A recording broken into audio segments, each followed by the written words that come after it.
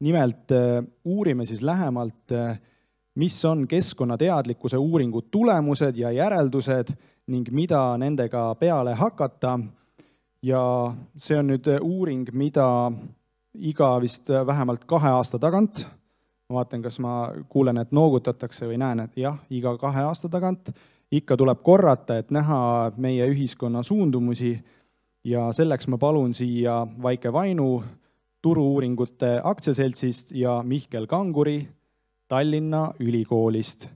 Nii et lava on teie päralt, me kuulame hea meelega teie ettekannet ja rõõmuga esitame ka teile küsimusi ja kommentaare.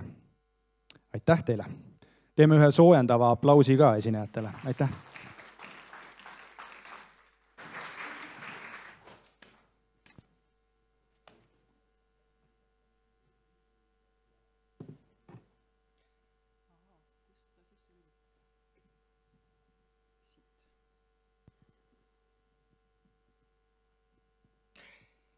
Tere päevast ka minu poolt.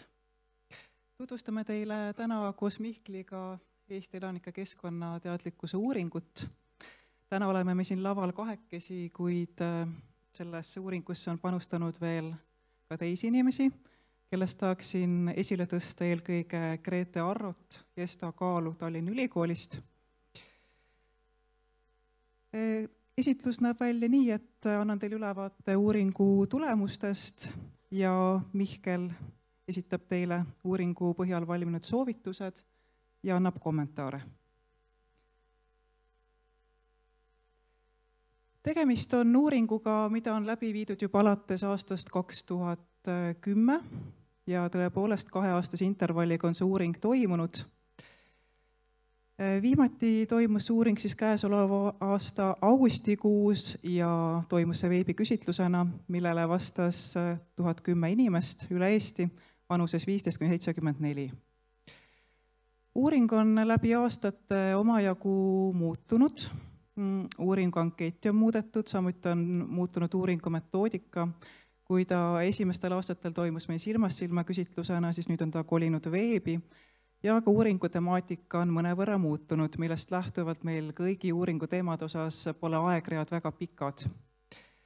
Võib öelda, et kuigi uuringu fookuses on olnud alates esimesest uuringust saadik inimeste keskkonnateadlikkus, siis on olnud küsimusi, mis on uuringust välja läinud, et kui ta selle esimestel aastatel oli suuresti ka Keskkonnaministeeriumi maineuuring ja kaardistas infokanaleid, kust inimesed keskkonnaalast infot saavad, siis viimastel aastatel, kui meil on selle uuringu tegemisel partneriks olnud Tallinna Ülikool, on selle uuringu fookus liikunud rohkem tõesti inimeste sügavamate keskkonnaalaste teadmiste ja neid mõjutavate tegurite kaardistamisele. Ja uuringu teemad on siin slaidil ka teie ees. Neid kõiki siin ükshaaval ma teile ette loetlema ei hakkaks. Osa teemadest ja küsimustest on siis samad, mis varasemates uuringutes ja osad on natukene muutunud. Nii et mitte kõik osas meil selliseid ajalisi võrdlusandmeid ei ole, kuid paljude teemade osas küll. Aga lähme siis edasi uuringu tulemuste juurde.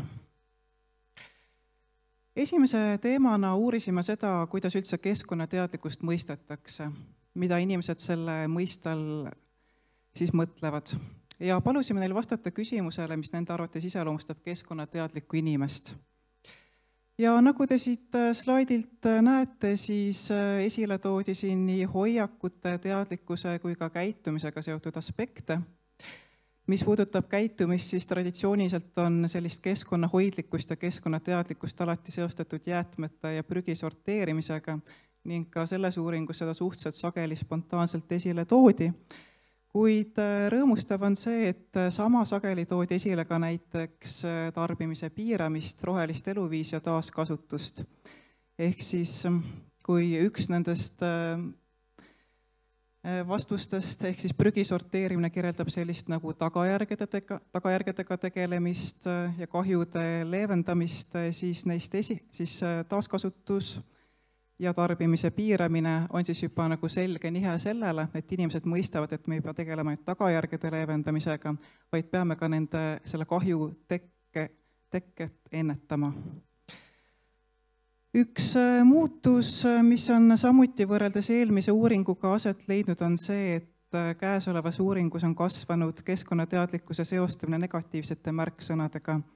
Nimelt eelmises uuringus oli 4% ja tänavu suisa 8% neid, kes arvasid, et keskkonnateadlik inimene on see, keda iseloomustab fanatism, see, et tal oli liiga palju vaba aega, et see tähendab rohehullust või rumalust. Kõrval oleval joonisel te näete inimeste hinnanguid oma keskkonnateadlikkusele.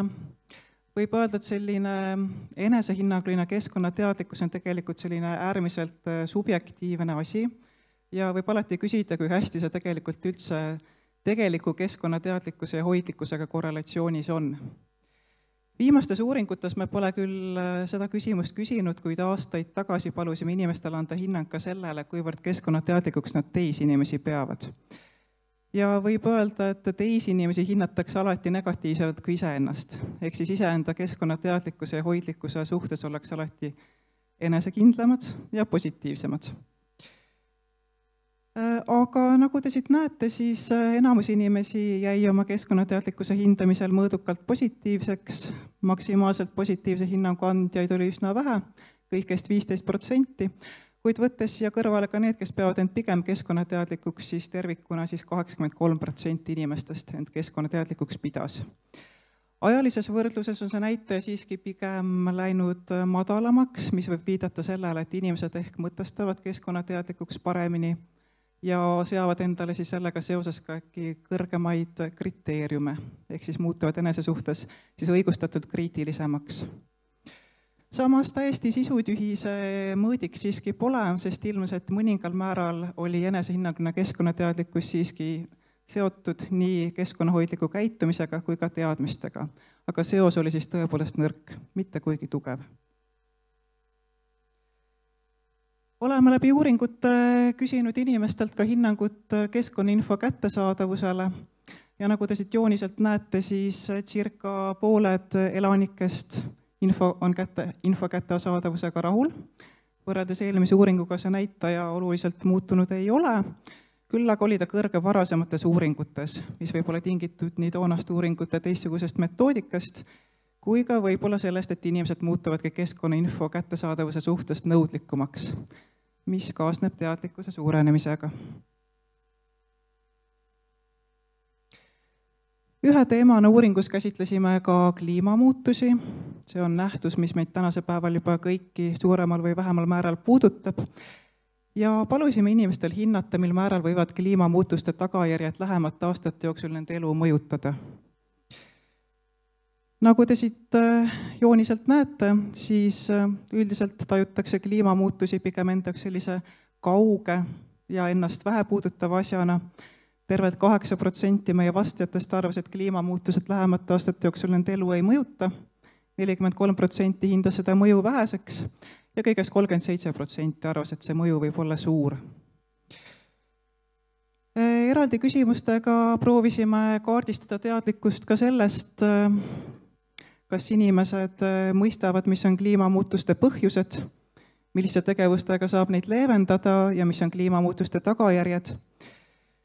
Nende küsimuste jooniseid ma siia detailselt ei pannud, kellel on huvi, siis järgmisel nädalal avaldatavast raportist saab nendega tutvuda, kuid tervikuna võib öelda, et teadlikkus nii kliimamuutuste põhjustest, tagajärgedest kui ka neid leevendavatest tegevustest, ütleme sellisele keskmiselt tagasihoidlikul tasemel. Et üldjoontes midagi teatakse, kuid need teadmised pole siiski kuigi head.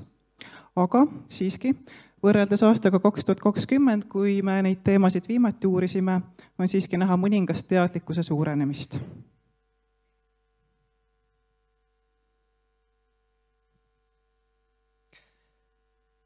Nii käesolevas kui ka eelmises uuringus mõõtsime ka inimeste muret oma kodukoha keskkonnaseisundi pärast ja võib öelda, et võrreldes eelmise uuringuga on inimeste mure vähenenud. Kui aastal 2022 tundis selle üle palju muret 60%, siis tänavu 48% inimestest. Ja olid ka teatud regioonid, mis eristusid, kus mure oma kodukoha keskkonnaseisundi üle oli kõrgem. Nendeks olid Ida-Virumaa, mis võib olla seletatav sealse regiooni keskkonnaprobleemidega, mis on seotud põlevkivitööstusega. Ja teiseks regiooniks, kus mure oli kõrgem, oli pealinn, mis võib olla siis tingitud suurlinnal omastest keskkonnaprobleemidest, nagu näiteks õhusaaste ja prügi. Ja ka inimesed, kes keskkonnaprobleemide üle muretsesid, tõid kõige sagedamini selliste probleemidena esile just prügistamist ja prügi sorteerimata jätmist, kuid sellega võrdselt sageli ka kliimamuutusi, inimeste hoolimatust ja ületarbimist. Lisaks murele kodukoha keskkonnaseisundi üle kaardistasime murega globaalsemat laadi keskkonnaprobleemide üle. Hinnanguid kogusime siin 6 palliskaalal, kus 6 tähistas siis kõrgemat muret.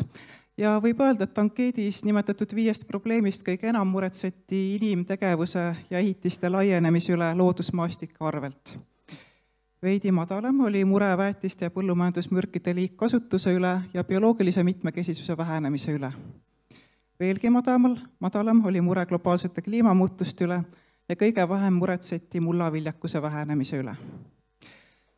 Võrreldes eelmise uuringuga on samas mure mullaviljakuse vähenemise üle pisut kasvanud, kuid mure globaalsete kliimamuutuste üle vähenenud, mis võib mõnes mõttes tunduda sellise nagu paradoksaalse muutusena, sest et nagu me eelneval slaidil nägime, siis tegelikult ju teadlikkus kliimamuutustest on ajalises võrdluses pigem kasvamas, seega miks on mure vähenemas. No neid põhjusi saame me muidugi ainult oletada, aga me võime neid põhjusi ehk otsida tänasest majanduslikust ja julgeoleku olukorrast, ehk siis inimestel on tänasel päeval elus selliseid probleeme, mis panevad neid rohkem muretsema ja mis tõrjuvad siis mure keskkonnateemad üle ehk mõnevõrra tahaplaanile. Ja teine võimalik põhjus, mis on siis seotud teadlikkuse kasvuga, võib olla ka see, et lihtsalt inimesed tunnetavadki, et kliimaprobleemid on sedavõrd suured, sedavõrd komplekssed, et üksikisiku võimalus seal midagi teha, midagi mõjutada on niivõrd väike, et tuntakse end abituna ja lihtsalt sellepärast loobutakse muretsemisest. Samas näitas uuring ka seda, et muretsemine tegelikult on mõistlik selles vaates, et inimesed, kes muretsevad keskkonnaprobleemide üle, kalduvad ka käituma keskkonnahoidlikumalt ja samuti on nende keskkonnaalased teadmised paremad. Ehk siis, kes teab keskkonnateemadest rohkem, sellel on sagedamini iseloomulik ka kõrgem mure nende teemad üle. Ka keskkonnahoidlikku käitumist me uuringus puudutasime, kuigi ma tahaksin rõhutada, et kõik, mida inimesed ankeedis ütlevad, on siis läbi nende vaatenurga, läbi nende prisma, et tegelikult me ju kellelgi nagu järele ei käinud ja seda käitumist ei mõõtnud. Nii et rääkides käitumisest tuleb meeles pidada, et see on siis tõesti eneseraporteeritud käitumine, ehk siis see, mida inimesed ise enda kohta ütlevad. Esmalt esitasime käitumise teemal spontaanse küsimuse. Palusime öelda, mida inimesed ise teevad igapäevaselt keskkonna hoidmiseks ja selles mõttes on see küsimus huvitav, et see tegelikult annab meile ülevaate sellest, mida inimesed ise keskkonnahoidlike käitumistena tõlgendavad. Mingeid vastuse varianti siin ette ei antud, seega see, mida inimesed mainivad, ilmselt ongi siis nende silmis see kõige olulisem, mida igapäevaselt keskkonna heaks teha saab.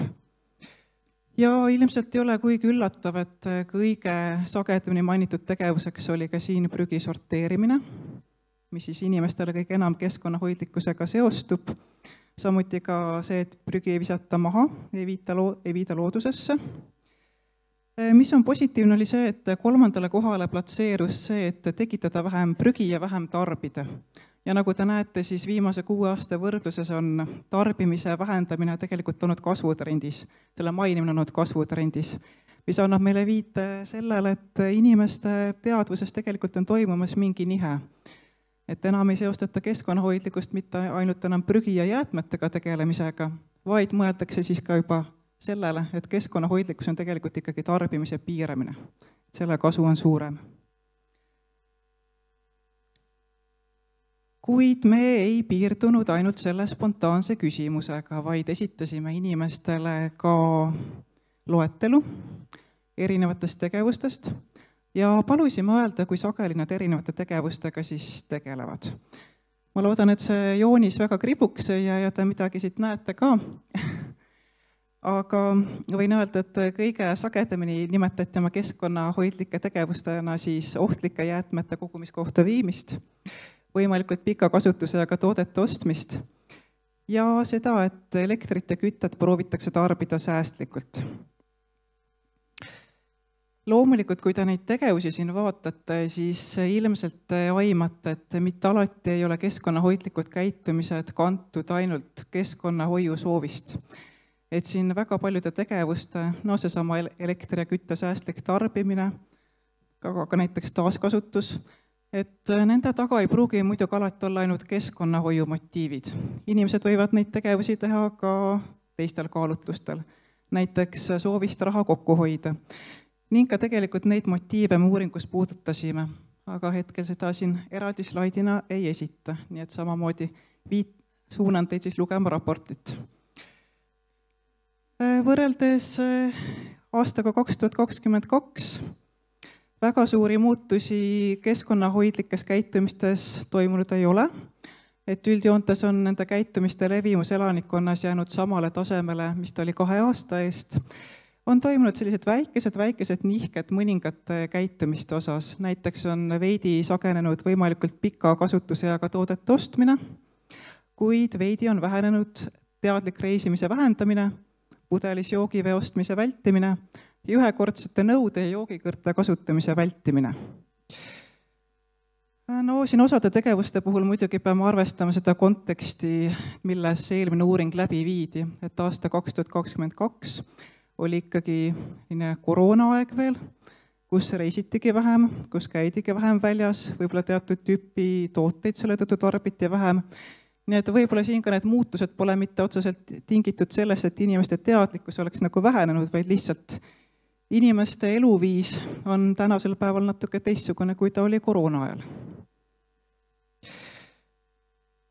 Võttes aluseks tausturühmad, siis muidugi pole erinevad keskkonnahoidlikud käitumised erinevates elanikkonnarühmades võrdselt levinud.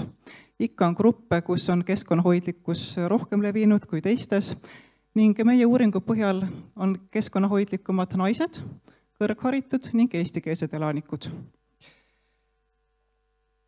Ja uurisime ka seda, miks inimesed keskkonnahoidlikult ei käitu ning kõige sagedamini põhjendati keskkonnahoidlike käitumiste puudumist sellega, et on muid olulisemaid igapäevategevusi.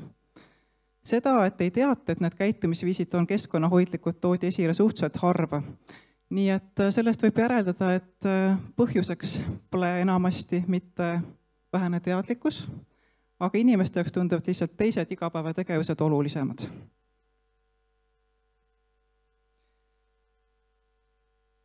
Keskkonnahoidlike käitumiste kohta tegime ka faktoranalüüsi, millest ilmnes, et keskkonnahoidlikud käitumised koonduvad 3 faktorisse. Faktorite seletuseks ma ütleks, et need 3 faktorit ei tähenda seda, et meil elanikud jagunevad nendesse 3 gruppi. Et me saame kindlalt kõik inimesed ära liigitada, et kes käitub nii, kes käitub naa, kes käitub kolmandat moodi. Et faktorid tegelikult kirjeldavad ikkagi seda, millist tüüpi käitumised on omavahel tugevamini seotud. Ehk siis näiteks, kui me võtame aluseks selle esimese faktori, loodushoidlikkus ja sotsiaalsus, siis võib öelda, et näiteks, et inimesed, kes osalevad keskkonnahoiuga seotud ühistegevustes, siis pigem suure tõenäosusega teevad annetusi ka keskkonnaorganisatsioonidele. Et pigem need faktorid kirjeldavad seda, kuidas need käitumised kokku koonduvad, ning kindlasti on elanikkonnas inimesi, kellel on suured skoorid, ütleme, kes siis nagu esindavad hästi kõiki neid 3 käitumistüüpi ja samas on inimesi, kellel pole omane nagu ükski neist 3. Nii et see on siis faktorite selgituseks. Aga jah, sellised 3 faktorit meil ilmnesid, loodushoidlikkus ja sotsiaalsus, ressursi- ja keskkonnasäästlikkus ja kliimahoidlikkus. Ja tunnused, mis igasse faktorisse koondusid, on samuti siin kõrval näha. Võib öelda, et kõige suurema keskkonna või kliimamõjuga on tegelikult see 3. faktor, kliimahoidlikkus. Et sinna koondusid siis need tegevused, mis siis nagu tegelikult aitavad kõige rohkem siis kliimamuutusi leevendada.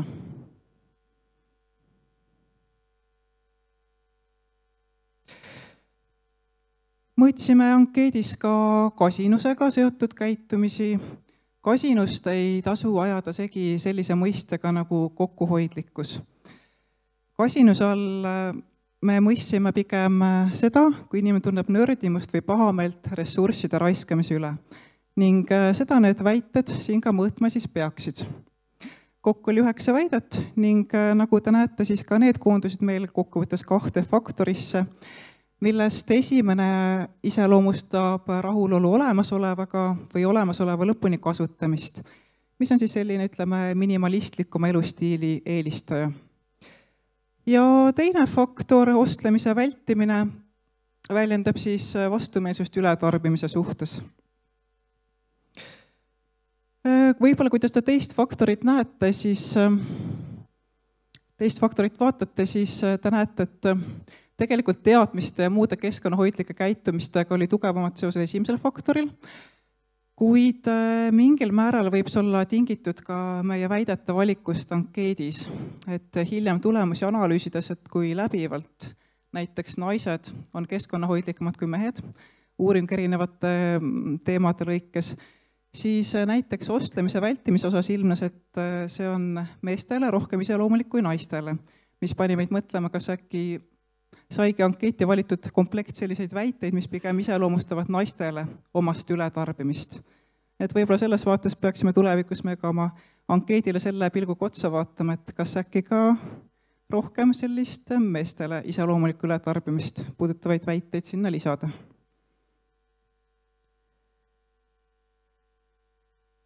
Inimeste tahe elada keskkonda hoidvamalt on samuti võrreldes eelmise uuringuga vähenenud. Kui aastal 2022 väljendas seda tahet 71, siis tänavu 61% vastajatest. Ja kõrvaljoonisel näete ka rühmi, kus see tahe on siis rohkem levinud ja rühmi, kus on vähem levinud. Võib öelda, et soov elada keskkonnahoidlikumalt on rohkem iseloomulik naistele, noorimale vanuserühmale ehk 15–24 aastastele, Eesti suhtluskeelega inimestele ning inimestele, kelle majanduslik toimetulek on piisavalt hea, et võimaldada ka säästmist. Samas keskmiselt harvemini väljendasid soovi elada keskkonnahoidlikumalt mehed, samuti ka muu suhtluskeelega inimesed ja regioonide võrdluses Kirde-Eesti elanikud.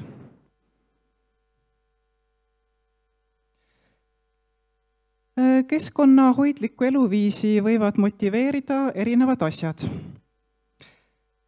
2 viimases uuringus me neid võimalikke motivaatoreid oleme mõõtnud. Siin on toodud motivaatorite loetelu ning taas siin 6 palliskaalal keskmised hinnangud arvutatud on, kus siis 6 tähendab siis seda, et antud motivaatorit peetakse kõige olulisemaks.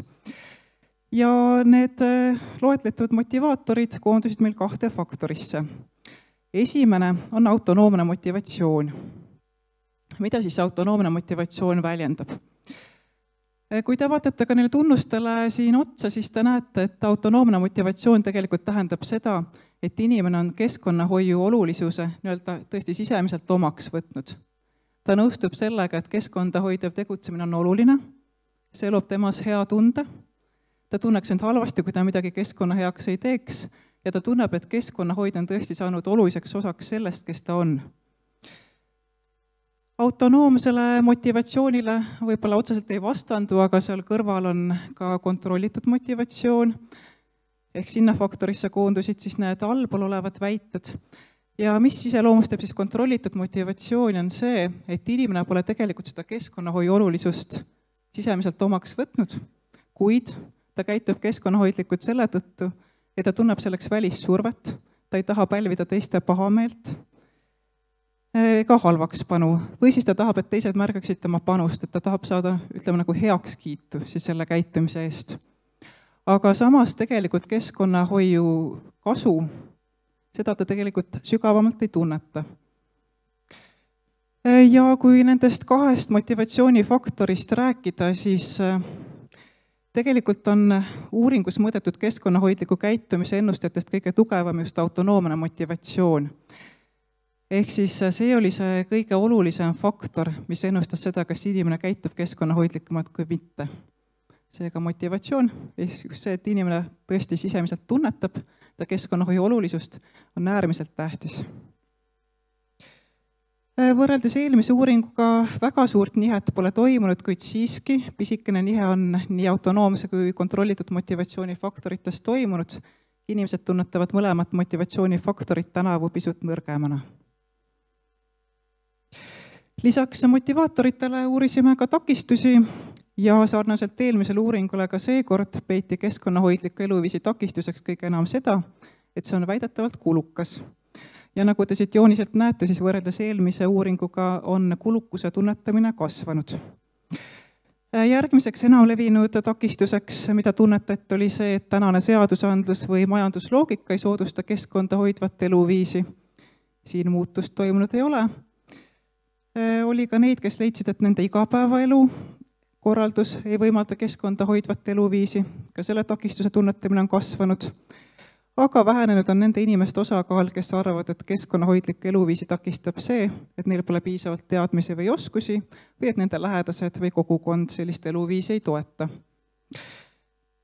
Erinevaid takistusi tunnetavad vähem eakamad inimesed, nooremad tajusid erinevaid takistusi rohkem ja ka kõrgharidusega inimesed tundsid erinevaid takistusi vähem.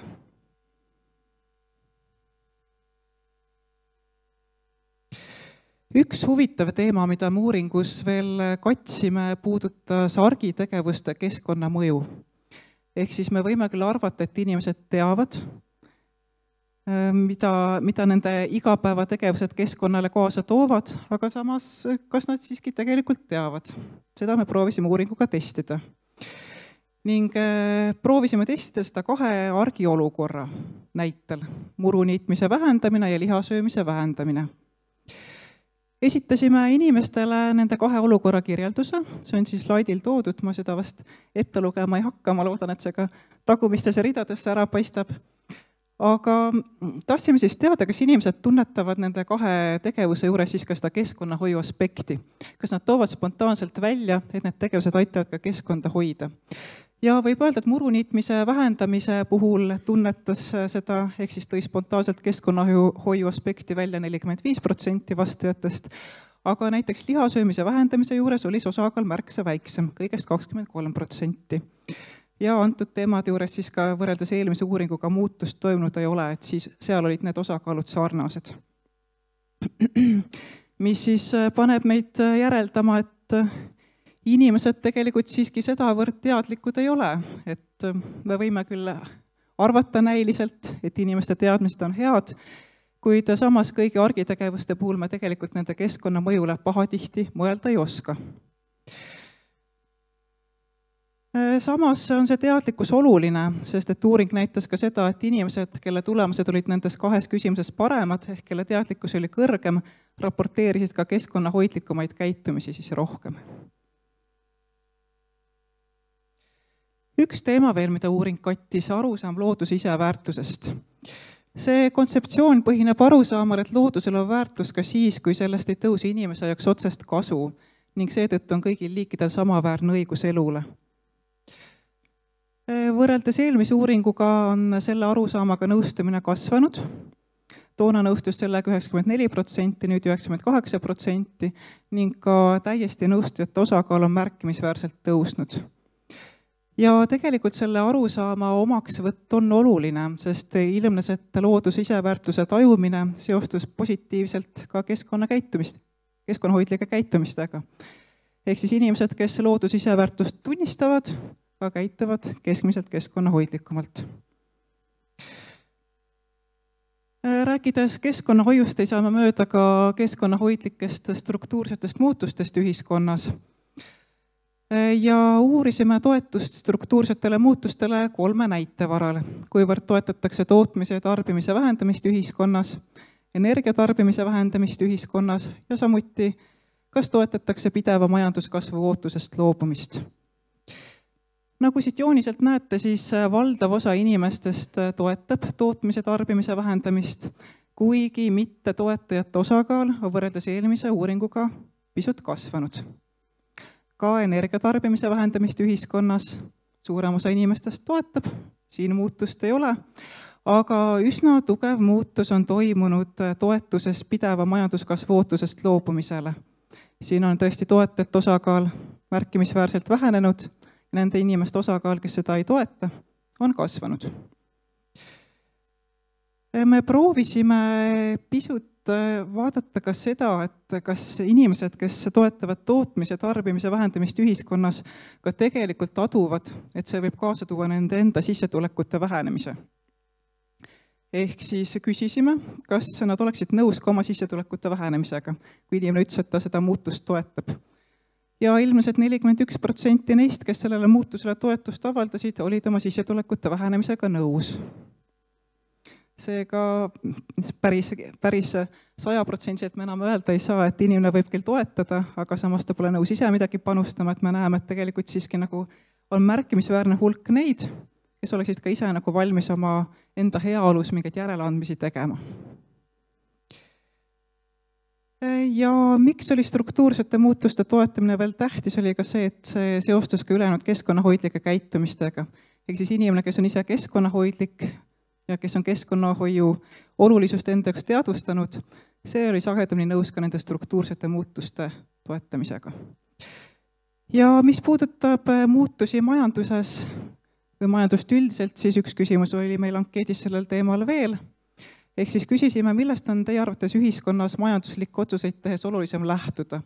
Kas sellest, et otsused ei kahjustaks teisi liike või siis seda, et otsused oleksid majanduslikult kasulikud.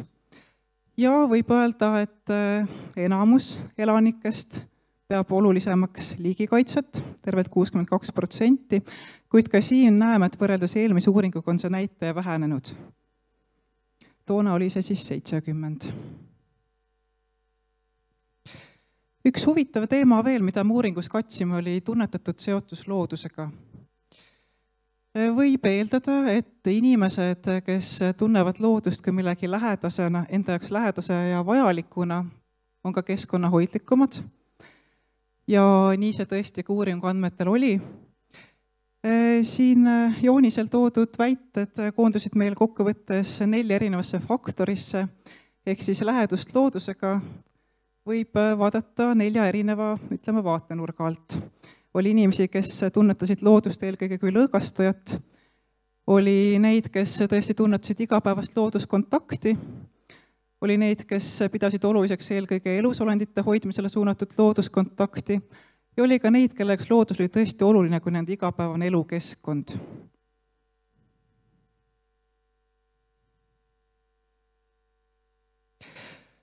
Ja viimase teemana käsitleme epistemoloogilisi uskumusi.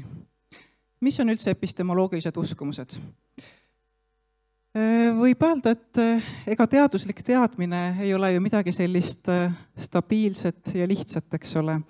Nagu kõik teadmised on ka teaduslik teadmine ajas muutuv. Uute teadmiste lisandudes võime me juba olemasolevad teadmised ümber hinnata. Ja samamoodi ka ülejäänud teaduslikele teadmistele on ka keskkonnaalased teadmised muutuvad. Teadmistele võime läheneda ka niimoodi, et kuidas me neid tõlgendame. Kas teadmine peaks olema lihtne või me oleme nõus sellega, et teadmine võib olla ka keeruline ning selle omandamine võib nõuda pingutust. Uuringus püüdsime me vastajaid grupeeridega lähtuvalt sellest, millised on siis nende uskumused sel teemal. Kas nad mõistavad, et teaduslike teadmiste mõistmine eeldab pingutust, ehk siis neil on kalduvus eelistada keerukamaid mõttekäike, või siis nad arvavad, et teadmised peaksid olema lihtsad, ehk siis kas neil on kalduvus eelistada lihtsamaid mõttekäike. Miks selle teema uurimine on oluline, on see, et tänasel päeval, kui ka keskkonnalised teadmised on kiires muutumises, võib inimene, kes eelistab selliseid lihtsamaid mõttekäike ja arvab, et teadmine peaks olema püsiv, ta võib sattuda lihtsalt segadusse, ütleme nii. Temas võib tekkida see muutlik ja kompleksne keskkonnainfo võib tekitada lihtsalt segadust ning sellest lähtuvalt ei pruugi ka tema keskkonnaalased teadmised olla niivõrd head. Aga uuring näitas seda, et mida vähem tegelikult eelistavad inimesed lihtsustusi, seda paremad on nende keskkonnaalased teadmised. Ja inimesed, kes arvavad, et õppimine ja mõistmine eeldab pingutamist, raporteerivadki enam keskkonnahoidlikke käitumisi. Seega võib öelda, et sellised küpsemad epistemoloogilised uskumused tegelikult on olulised. See, et sa võtad omaks selle arusaama, et teadmine ongi midagi sellist keerukat, midagi dünaamilist, mis on pidevalt muutlik ja mille omandamine nõuab sult ka endalt pingutust, see on oluline. Ja tulemustega oleme jõudnud ühele poole, lähme siis edasi järelduste juurde. Eelnevat kokkuvõttes nägime, et inimeste keskkonnaalased teadmised on ajas paranenud. Näiteks teadlikkus kliimamuutuste tagajärgedest ja võimalustest neid muutusi leevendada on muutunud paremaks. Ja samuti on inimeste arusaam keskkonnahoidlikus olemusest tasapisi liikumas keskkonnakahjude tagajärgedega tegelemiselt kahjude ennetamisele, mis osutab, et vähemalt selles aspektis on keskkonnaprobleemide mõistmine muutunud teaduspõhisemaks ja süsteemsemaks. Teadlikkuse kasvades võiks eeldada, et inimeste käitumine muutub samuti keskkonnahoidlikumaks, kuid samas seda muutust meil võrreldes aastaga 2022 toimunud ei ole. Keskkonnahoidlike käitumisviiside levimus on ikkagi enam-vähem samal tasemel ja toimunud on tegelikult ka mitmeid selliseid, võib öelda pigem negatiivseid muutusi. Näiteks on vähenenud toetus keskkonnahoidlikele struktuursetele muutustele ja vähenenud on ka inimeste isiklik tahe muuta oma eluviisi keskkonnahoidlikumaks. Jah, samas kui me mõtleme olukorrale, mis meid praegu ümbritseb, eks ole, olukord, kus majanduslangus on pikalt kestnud, siis võib-olla polegi sellised tulemused väga üllatavad. Kuna inimeste majanduslik heaolu väheneb, siis väheneb ka nende valmidus teha keskkonnahoiu nimel oma heaolus veel rohkem järeleandmisi. Ja uuring näitas ka seda, et keskkonnahoidliku eluviisi tegelikult peetakse kulukaks, mis võib olla põhjuseks, miks siis majandusliku heaolu vähenedes seda tähtsustatakse senisest vähem. Uuring näitas ka sellist positiivset muutust, et mure oma kodukoha keskkonnaseisundi üle on vähenenud, mis võib olla märk sellest, et tuntakse keskkonnaseisundi paranemist. Aga samas oli mure vähenenud ka globaalsete kliimamuutuste üle, kuigi teadlikkus oli samas kasvanud. Nojah, neid põhjusi me juba enne lahkasime pikemalt, nii et neid siin üle kordama ei hakkaks. Mis puudutab keskkonnahoidlikke käitumisi, siis esmakordselt ilmnesid sisuliselt selgemad keskkonnahoidlike käitumiste faktorid. Tegelikult eelmises uuringus, kus me samamoodi faktoranalüüsi katsetasime, sellist 3 eristuvat faktorit välja ei joonistunud. Aga see, et seekord need faktorid ilmnesid, see võib olla märgiks sellest, et inimeste keskkonnahoidlikud maailmavaated muutuvad selgepiirilisemaks. Ja ilmnesid uuringust ka keskkonnahoidlikkuse olulised eeldused, milleks on teadmised, küpsemad epistemoloogilised uskumused, seotus loodusega ning autonoomne motivatsioon. Ja kõigist teguritest kõige tugevam seos käitumisega oli just autonoomsel motivatsioonil. Ehk siis kõige olulisem käitumist ennustaja paistab uuringu põhjal olevat just see inimese tunne, et keskkonnahoidlikkus ei ole talle peale surutud, vaid tema enda mõtestatud valik, mis on talle isiklikult oluline ja mida tehes tunneb ennast just sellepärast hästi.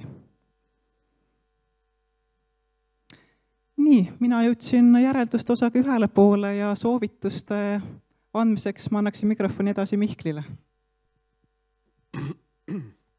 Aitäh. Kõige esmalt ma tahaks siinkohal välja tuua ka Asta Tuusti väga suurt rolli selle uuringu läbiviimisel, kujundamisel, tellijana, et ta on andnud selle võimaluse, et see meeskond, kes seda keskkonnateadlikkuse uuringut teeb, on just selliseks kujunenud, ta on kuulda võtnud soovitusi, toetanud ja ka aidanud neid seda tegevust sellisena ellu viia, et see aitaks päriselt seda head teadmist välja tuua, mis meie elanikkonna keskkonnateadlikkust puudutab, et vaadates üle nende aastate, kuidas see ankeet on arenenud, millised diskussioonid meeskonnas selle ümber käivad, kuhu me välja oleme jõudnud. Et seda on nagu tohutult hea meel näha, et üks selline tark tellija selliste uuringute tellijana on olemas. Natukene võib-olla kommenteerida eelkuuldud ka, et meil on hästi lihtne asju öelda, et majanduslikud põhjused panevad inimesed mõtlema muudele teemadele, et kindlasti on see nii, majandusküsimused lähevad kindlasti garanteeritult järjest teravamaks, et sellist head heaolu ühiskonda, heaolumudelit kindlasti enam ei tule, mida viimastel aastakümnetel on võib-olla nauditud, kriisid on kogu aeg olnud, aga mis on juhtunud kindlasti on see, et keskkonnateemad ei ole enam nunnude inimeste selline aida taga tehtav asi, vaid ta on väga selgelt muutunud peavoolu meedia, peavoolu poliitika osaks. Vähemalt eelmistel valimistel oli ta väga selgelt poliitikate osa, mitte ainult mõne üksiku marginaalse erakonna teema, vaid kõikidel erakondadel olid need teemad mingisugusel kujul olemas ja loomulikult see tekitab vastandumist. Sest poliitikat teisiti teha väga ei osata, kui läbi vastandumise ja see kandub üle ka loomulikult ühiskonda, et see vastandumine peegeldub ühiskonnas ka sellisena tagasi, kas või saadakse julgust, et aga ma võin ka siis sellisena mõelda, kui ees niimoodi mõeldakse. Meil on 3 väga suurt meediamaja, kõikides nendes on tegelikult väga hästi välja kujunenud ka selline keskkonna ja teaduse rubriigid, nad küll kohati seisavad võib-olla aeg-ajalt natukene eraldi, jumal tänatud, et meil on esmaspäeviti vähemalt osoon, aga sellele vastu on meil pühapäeviti väga kõrgel ametipositsioonil oleva ajakirjandustegelase väga selge teadust eitav, teadust ebateaduslikud väljaütlemised ja eriti just keskkonna teemadel. Et paraku see on ka süvenev tendents, et keskkonnateemad ei ole enam sellised kurioosumite hulka kuuluvad, vaid nad on aruteluteemad, mida me võime võtta ka ju positiivsena, et see on midagi, mis on pannud asjad käima ja nagu väga paljude asjade puhul need surved nendeks muudatusteks tulevad ju meile kusagilt väljaspoolt, nagu ta poliitikas oli teiste erakondade poolt. Meie majanduslangus üheks osaks põhjuseks on see, et meilt ei osteta tooteid, mis on selliselt toodetud siin, kuna nad ei ole keskkonnahoidlikult toodetud. Et sellise majandusliku komplekssuse seotust keskkonnakomplekssusega, see mõistmine hakkab tasakesi pärale jõudma ja me näeme järjest rohkem neid liigutusi ka ju ikkagi, mis on positiivses suunas liikumas. Mitte, et me kuskil pärale oleks väga jõudnud, et me näeme, et 69% inimestest raporteerib, et nad sorteerivad igapäevaselt prügi, aga üle antakse meil endiselt, kui palju olmeprügist sorteerituna. Ta on ikkagi seal 30% kandis vist. Ehk et see kuvand sellest, et me tahaksime just õigesti käituda, et see on mingisugune käitumisnorm, mida hügieen, et käime puhtana riides, aga kas tegelikult kogu aeg see kõige mugavam, see tajumine, et meie mugav eluviis hakkab sellisel kujul ohustatud saama, on võib-olla siis see võitlus, kus me praegust nende asjadega hetkel oleme. Järgmistel valimistel ilmselt keskkonnateemad sellist lendu enam ei oma, kuna majandusküsimused lähevad keerukamateks.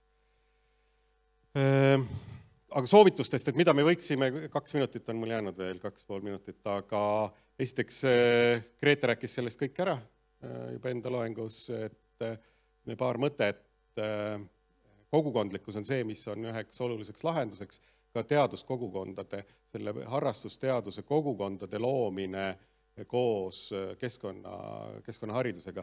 See ei tähenda lihtsalt seda, et kogutakse kuskilt andmeid ja nende põhjal tehakse siis midagi, vaid see on ka teadlikult nende inimeste kaasamine, nende aruteludesse, nende ära kuulamine, kes on siis harrastusteadlastena kaasa löönud, sest et see on üks baasvajadustest, olla kusagil kogukonna liige, olla selle seltskonna liige, kes selliseid teadmisi teeb ja saada enda tegevusele tagasisidet, olla nii-öelda tähendusliku tegevuse juures. Et see võiks olla võib-olla üks siuke olulisemaid mõtteid, mida siit kaasa võtta. Me peame jätkama ju enda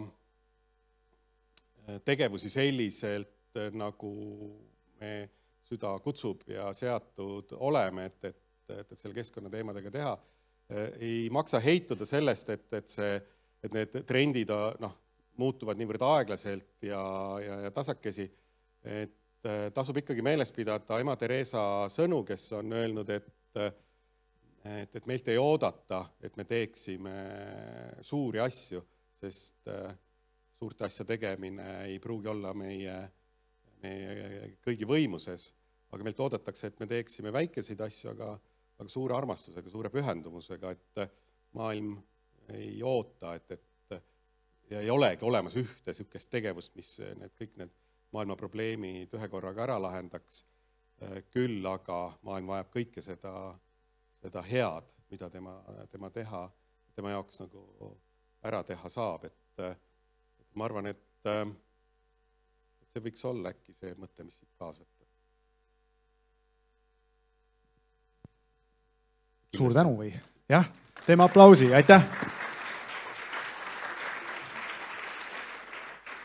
Nii, aga me heal meelel kasutaks veel võimalust, me ei lase veel teid sealt lava pealt ära, et küsida mõni küsimus, et kui nüüd olete saanud võimaluse kirjutada just siia ettekande järel, nagu te näete, oli seal workshopi keskkonnas teil selline nupp nagu küsi, kui vajutate sinna peale, siis pange veel kiiresti midagi kirja, kui te enne ei jõudnud. Aga mina vaatan seda siis korraks lähemalt, ilmselt saame ka kuvada selle kohe siia meie ees olevale ekraanile, ehk siis mida on soovitud täpsustuseks uurida. Nii. Kõlab siis nii, et see on niisugune natuke nagu seda sisulist poolt või küsimustikku ja seda neid päringuid tegemise kohta, selle sisu ja töö kohta. Kui iga 2 aasta tagant vastab küsitlusele 1000 täiesti uut inimest, mitte need samad, kes eelmisel korral, kas saame vastuste põhjal kindlalt järeldada, et mingi muutus on tõesti toimunud? No, selles mõttes, eks me neid uuringuid ju selleks teemegi, et neid muutusi välja selgitada. Jah, tõepoolest, kui me neid uuringute valimeid koostame iga 2 aasta tagant, siis seda me jälgime, et samad inimesed meil valimisse enam ei satuks. Seega me tahame välistada vastajate hulgas selle nagu selle õppimise aspekti, et nad on küsimustükule juba korra vastanud ja siis midagi sealt endaga teadmisi kaasa võtnud ja siis selle arvelt targemaks saanud ja järgmisel korral siis juba teadlikumalt vastavad. Muidugi uuringute puhul alati peab arvestama, eks ole, et tulemused ei kehti ju 100%, et sõltuvalt valimi suurusest ja valimi esinduslikkusest peab alati arvestama mingi veapiiriga. Aga kõik need muutused, mida me täna siin ka esile tõstsime, on seda veapiiri nagu arvestanud. Et ütleme, kui te vaatate neid tulemusi ja kusagil on mingi selline 2% nihe, siis sisuliselt see ei ole muutus. Aga kui see nihe on juba suurem, 4–5%, siis tegelikult võime väita statistiliselt kindlalt, et muutus on aset leidnud.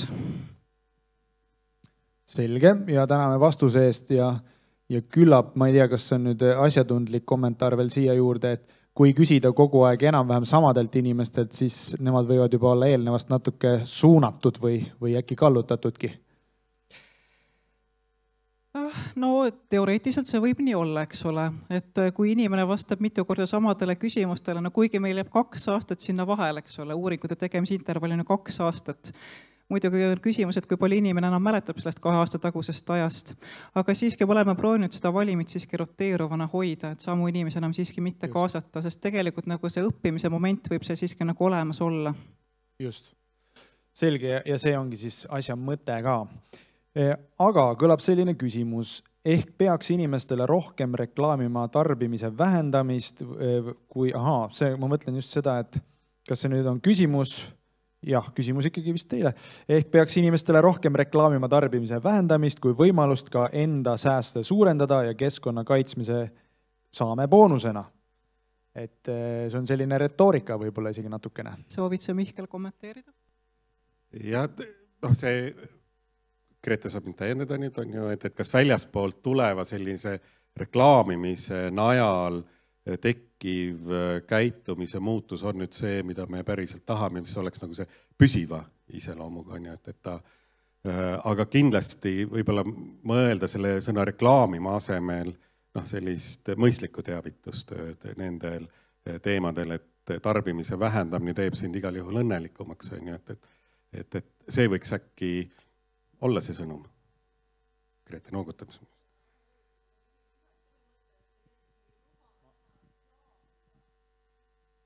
Mina olen ammu tahtnud reklaamiseadust muuta ja Haagis võeti vastu nüüd reklaamiseaduse muudatus, et suure süsiniku jalajäljega asju ei tohi enam tänavareklaamis olla. Nii nagu suitsu ja alkoholi meil. Et tegelikult täna me tohime reklaamida asju, mis on väga keskkonnavaenulikud. Et vaata, kui ma selle juba saaks nagu ära, sest nendel reklaamidel on tegelikult tohutu mõju ikkagi.